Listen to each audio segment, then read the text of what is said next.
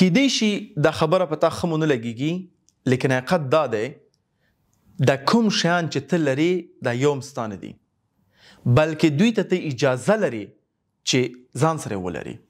زه ته مثال درکم بانک کې د پیسې دي غواړي چاته یې ولېږي لیکن بانک به نه دیش پوښتنه کوي دا پیسې تا کوم ځای نه کړي او چېرته لېږي معلومیږي چې ستا خپلې پیسې دي لیکن ستا نه دي تا باندې بیا هم پوښتنه شته دی.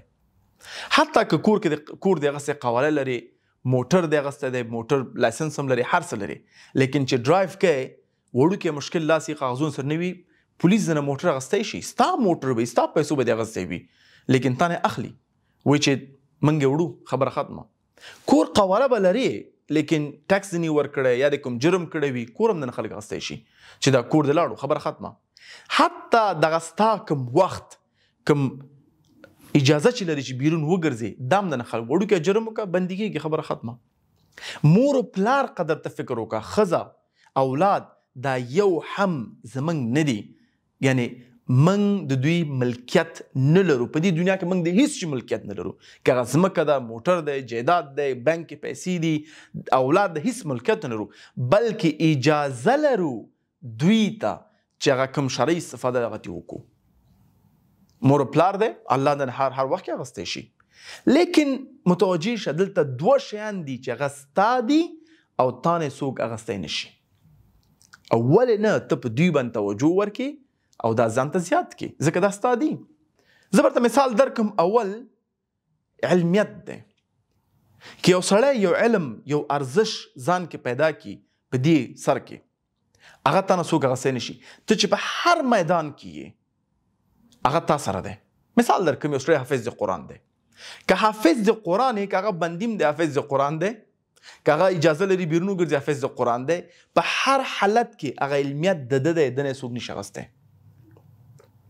نو ولې نه زه په دې فکر یم چې موږ د هغه شیان ته ډیر توجه کوو کوم چې اصل کې زموږ نه دي بلکې اجازه ورته لرو که هغه موټر دی که هغه ښایسته کور دی که هغه ساعت دی که بل دی لیکن کوم شی چې همیشه زموږ دی هغه ته موږ توجه کمه کړې ده. خدای دې وکړي ته په یو موضوع پوهېږي که وړوکې ده که غټه ده لیکن ته پې پوهېږي او ستا پوهه ده ستا هغه پوهه تا نه څوک نشي اخیستی. او زه په دې فکر یم چې واحد اجازه واحد ازادي چې انسانیت لري هغه دا دی چې څنګه خپل فکر استفاده کړي څنګه خپل منطق استفاده کړي او کوم شیان چې دوی سره مخکې نه ذخیره دي هغوی نه څنګه عظیمه استفاده وکړي. دا واحد فریډم ازادي ده چې موږ په حیث انسانان یې لرو. زموږ خوله کنټرول شوې ده ډېرې خبرې ترې نشي کولی که وې کې سبا بندي تړل کېږي پې ډېر اعمال دې ترې نشي کولی. نو همدې دپاره نو خویندو چې ډېر زیات متوجه شئ چې ځان کې یو مسلک علمیت څومره هم زیاتولی شئ زیاتې کوي که هغه اسلامي علم دی که هغه دنیایي علم دی اصل کې اسلام کې دنیا او آخرتي علم جدا شوی دی ټول یو علم دی چې څومره هم کولی شئ د ورځې کتاب لوستلی شئ یو چا نه شی زده کولی شئ روزانه ته به لکه مهی څنګه چې مهی اوبو ته ډپېږي ته به همداسې علمیت پسې به ډپېږي او لاس ته به یې راوړي څنګه چې مهی اوبو ته لاړ شي ژوند او تنفس اخیستی شي ژوند کولی شي ته باید علمیت سره همداسې تنفس واخلي او ژوند وکړي ځکه علم ستا دی او دا ستا ارزش دی. دویم هغه شی چې تا نه څوک اخیستی نه شي هغه ستا اعمال دي او قرآن کې آیت هم دی سورې ملک کې چې زموږ الله څومره پیدا کړي دي په زموږ نیک اعمال وکتل شي الذي خلق الموت والحیات لیبلوکم ایکم احسن عملا دا د قرآن آیت دی.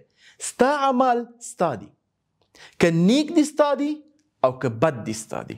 نو ولې نه ته کوشش وکړې چې خپل نیک اعمال زیات کړې ځکه که نیک عمل ته وکړې اول به ته خپل ځان نه راضي دویم ته به خپل انشاءالله تعالی به خپل رب راضي وي او وبه کولی شي چې آخرت ته هم لاړ شي. ځکه حقیقت دا دی ورونو خویندو چې په دې دنیا کې موږ فقط او فقط دوه موضوعات لرو یو ضرورت دی او یو حقیقت دی. حقیقت څه شی دی دې دنیا هغه دا ده چې مرګ حق دی ځوان یې سپین ږیری یې مالدار یې غریب یې ډاکټر یې انجینر یې ملیونر یې غیر ملیونر چې هر څوک یې کل نفس ذائقة الموت دی یعنی ته به یو ورځ مړ کېږي دا یو حقیقت دی د کې هیڅ څوک نشي ویلی دا حقیقت دروغ دی دا یو حقیقت دی او دویم ضرورت دی. دا د ژوند دوه تعریفونه دي. یو حقیقت دی ته مړ کېږي، دویم ضرورت دی چې ته باید آماده اوسې تر څو پورې مرګ نه بعد کوم معامله تا سره کېږي هغه ته آمادګي ولري. دا یو ضرورت دی. نو چې دې ضرورت او دا واجب الضرورت دی. واجب الضرورت نه معنا دا ده چې دا بل رقم کېدی شي نه. واجب الحقیقت معنا دا ده چې دا حقیقت بدلېدی نشي. یعنی مرګ واجب الحقیقت دی چې موږ ته په ساينس کې هم دا فلسفه لرو چې ابسولوت نیسیسټي ته وایي. او ضرورت دا دی چې دنه بغیر ژوند مخکې تللی نشي. یعنی معنا نه لري، بې معنا دی.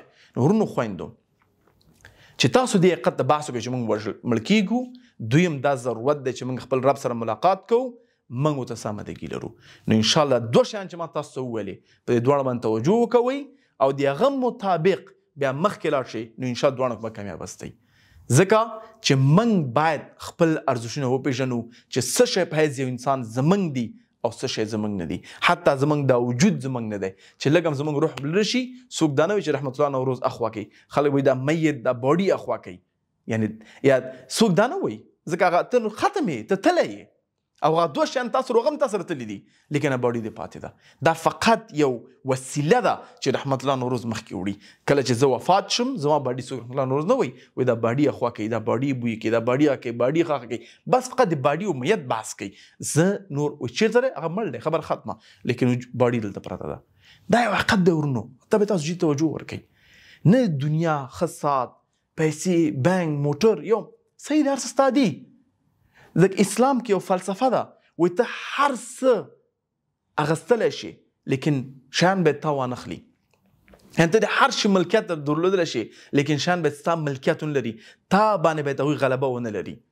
نو حقیقت دا د ورونو خویندو چې موږ هر شي ته اجازت لرو چې استفاده وکړو، هیڅ شی زموږ نه دی، فقط دوه علمیت او زموږ اعمال.